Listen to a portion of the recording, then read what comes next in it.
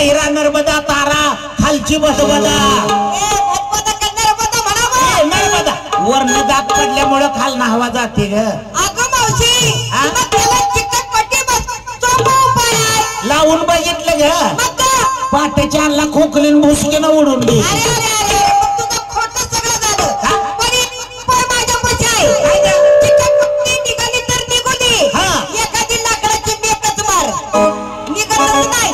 पोतभर cement आणून foundation करून ओटा घेऊ. सर्व पोरींची तयारी झाली पण त्याची म्हणे आहे आपल्या शाने सुरती एखादी कुत्री पाहिजे. हा माता कोपारी एखादी पाहिजे. लय म्हाताऱ्याच्या माग लागते ग सारखी. दोघ जण नईत बसली होती मग संसारातलं बोलत मी जाऊन घेऊन येते तिला.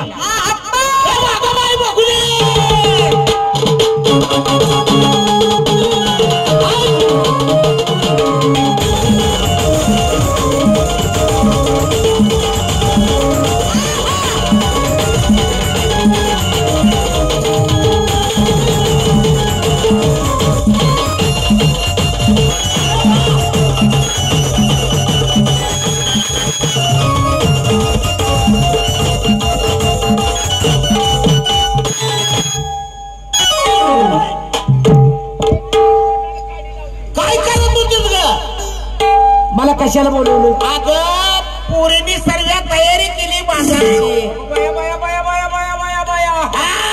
लय दिवसात त्या बघितल्या तो अजून खाली बघितलंच नाही काय. काय खाली बघू अरे या खालच्या आळीला बघितलं नाही काय. तसं आपल्याला कुठं जायचं आहे. अगं मथुरीच्या बाजारला बाजारसाठी माझी नाही घालत झाली का. काय झालं ग बऱ्या पाटाची उठली बर म्हणलं आता 10,000 पाठ भरावी आणि पुरीची आजी जाऊन नाट्यावर थांबावं.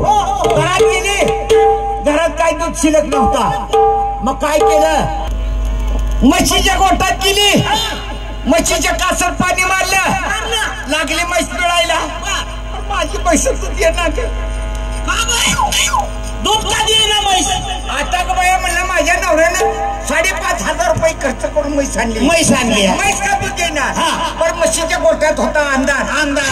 अगं बाया त्या अंधारामुळे मला कळालं नाही. आला गौया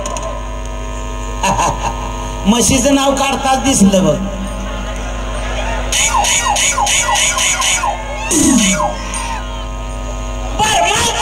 काय म्हशीच्या कासत पाणी मारलं लागली म्हैस पिळायला माझी पैसा तू दे ना का देणार. आता का बाया म्हणलं माझ्या नवऱ्यानं काल तर 5,000 रुपये खर्च करून म्हैस आणली आणि म्हैस का तू दे ना. पण म्हशीच्या गोट्यात होता अंधार होता. अंधारामुळे तुला कळालंच नाही. मी सर्व तिथं ठेवली. काय झालं आता का बाया म्हणलं माझी म्हैस का धार देईना का देणार. मी काय केलं म्हशीच्या गोट्यात होता अंधार पडला. अंधारामुळे काय केलं घरात गेली काय केलं आणि असे खंदीला आणला उजड्यासाठी आणि खंदीलासाठी बघितलं तिथं म्हशीच्या गोट्यात जाऊन. अगं बाया म्हशीच्या गोट्यात नव्हती बसली. मग मसरा इकडे मी रेड्याखालीच बसली होती. रेड्याखालीच बसली होती. आता तुला कसं कळलं नाहीये या रेडीच्या गोठ्या निभार लागायला लागल्या. नाही विचार यायला माल काय द्यायचा ते माल काय किती तुला चिचरते जाऊ दे 2-3 वेळा पावसडी.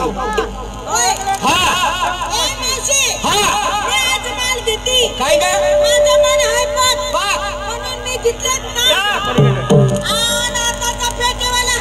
फेटेवाला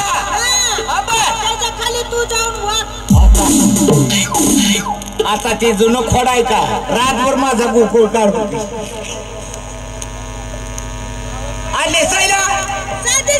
दागिरा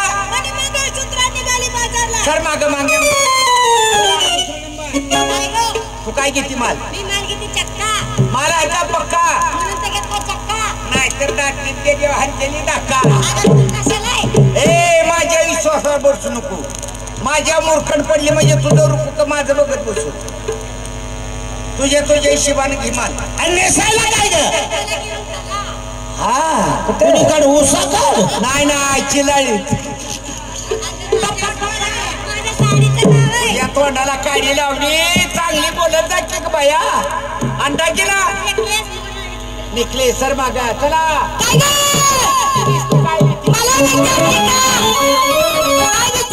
मला विचारलं का आता सांगू का काय तुझ्या आईला विचारलं अगं माझ्या आईचं कशाला नाव काढतं आता सांगू लगेच मार घेतला बासुंदी माझ्या बालाचं नाव बासुंदी बरं असू दे तर असू दे साधी साडी नाकात घातली फुलली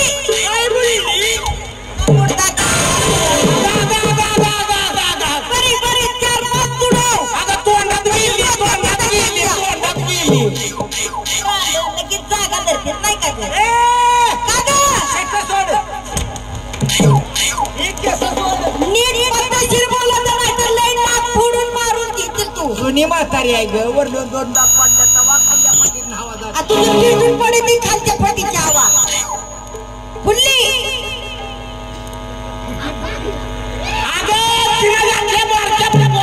अगं तुम्हाला येत नाही निघाली म्हातारला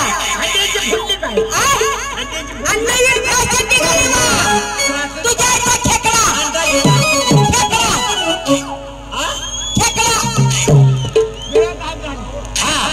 आणि बघा बाजारला जायचं तिला विचारते तू काय घेते का नाही तू काय घेतली मी घेते माझ्या नवऱ्याचं दूध